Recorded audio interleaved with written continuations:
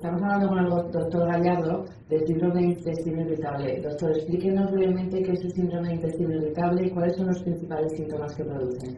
Bueno, pues básicamente el síndrome de intestino irritable se trata de un proceso funcional del aparato digestivo en el que básicamente hay dos tipos de síntomas. Uno es el dolor abdominal, que suele ser un dolor abdominal que típicamente mejora con la deposición o con la emisión de gases y que puede ser continuo e intermitente.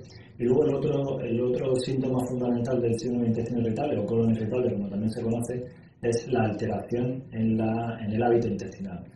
Se puede producir una alteración en el hábito intestinal tanto en frecuencia, con deposiciones en mayor número, diarrea, o en menor número, estreñimiento o alternancia de ambas, y también se puede producir una alteración en la consistencia de la heces, es más dura o más blanda de lo habitual. Luego hay otro tipo de síntomas que pueden ser síntomas acompañantes del síndrome de intestino irritable, como son la emisión de moco en las heces o la distensión abdominal, una sensación de hinchazón de barriga que tiene el paciente. ¿Y por qué se produce? Bueno, pues a día de hoy todavía no conocemos bien cuál es el mecanismo por el que se produce el síndrome de intestino irritable. Se postulan varias teorías, hay una base genética que parece evidente, ¿no? Porque los pacientes con síndrome de intestino irritable, su familia tiene más posibilidades de tener un síndrome de intestino irritable también. También hay una base psicológica o emocional, porque, y eso nos lo dicen los pacientes, sus síntomas pueden estar desencadenados por el estrés o por algún proceso nervioso. Luego parece también la dieta tiene algún factor, porque también puede agravar o desencadenar esos síntomas. Y sí parece más claro que los pacientes con intestino irritable tienen una alteración en la sensibilidad intestinal o una alteración en la flora bacteriana del intestino. También se ha podido últimamente asociar el síndrome de intestino irritable con procesos infecciosos previos, ¿no? Y, por ejemplo, el padecer una gastroenteritis puede desencadenar en un síndrome de intestino irritable que conocemos como intestino irritable postinfeccioso. Doctor, ¿y cómo se diagnostica? El diagnóstico es eminentemente clínico, ¿no? Nosotros nos basamos en unos criterios que se denominan criterios de Roma 3 y que si un paciente cumple esos criterios y no tiene ningún dato de alarma, pues tenemos una alta sensibilidad y una alta especificidad, es decir, con eso prácticamente nos sirve para hacer un diagnóstico del intestino irritable.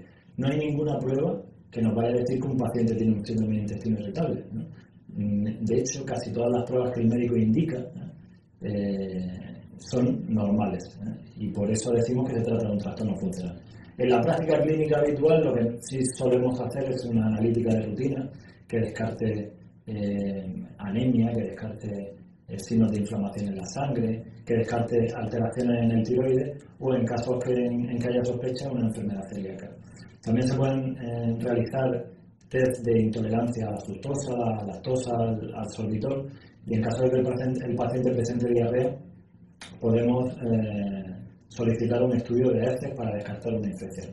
Cuando un paciente con esos criterios de Roma 3 que he dicho presenta algún dato de alarma, como puede ser una edad superior a los 50 años, que el paciente tenga antecedentes familiares de cáncer de colon, que tenga pérdida de peso, fiebre, tenga anorexia o tenga anemia, en esos casos, o un sangrado en la heces, en esos casos que tenemos datos de alarma que nos pueden hacer sospechar que hay una enfermedad orgánica como un cáncer de colon, una enfermedad inflamatoria, tenemos que realizar una colonoscopia para llegar al diagnóstico y sobre todo para excluir otras enfermedades.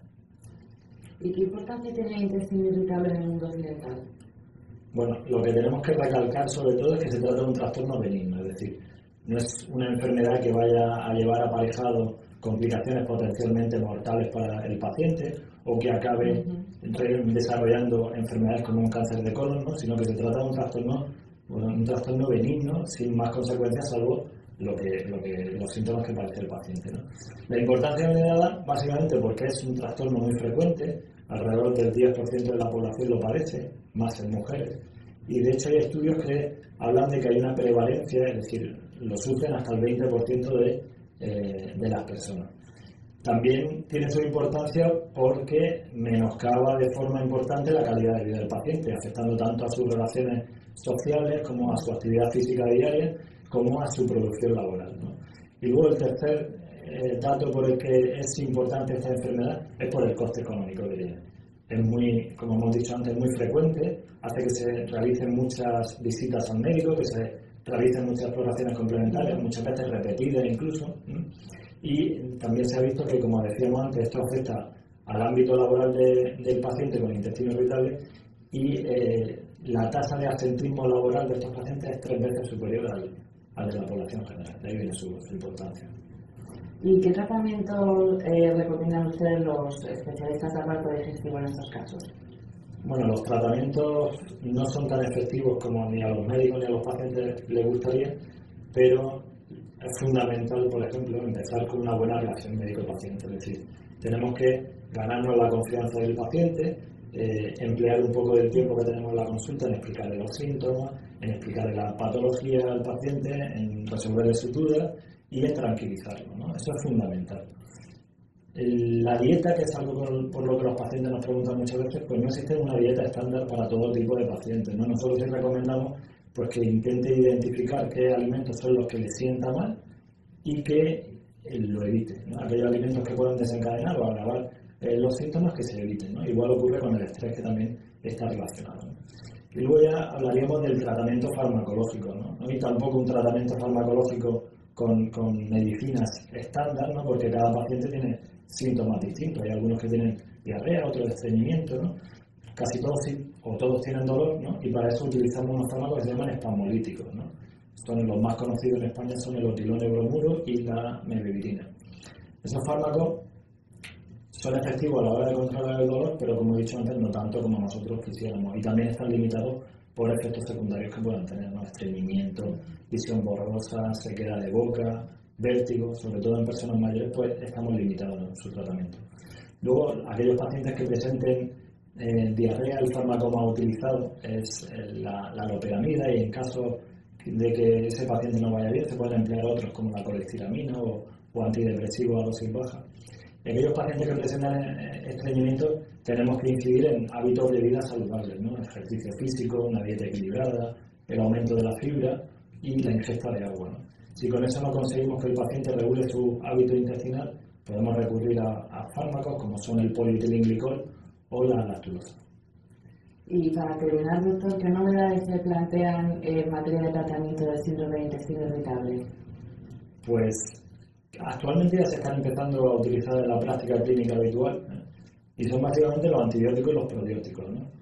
Cada vez lo utilizamos más basándonos en una de las hipótesis de producción del síndrome de intestino irritable, que es una alteración en la flora bacteriana del colon, ¿no?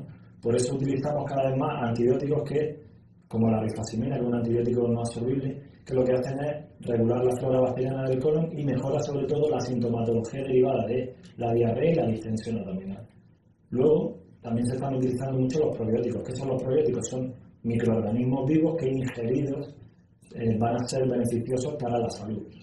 Y esos probióticos también se ha visto que tienen una acción reguladora de las bacterias del intestino y hace que se produzca menos gas y el paciente se encuentre pues con menos distensión abdominal.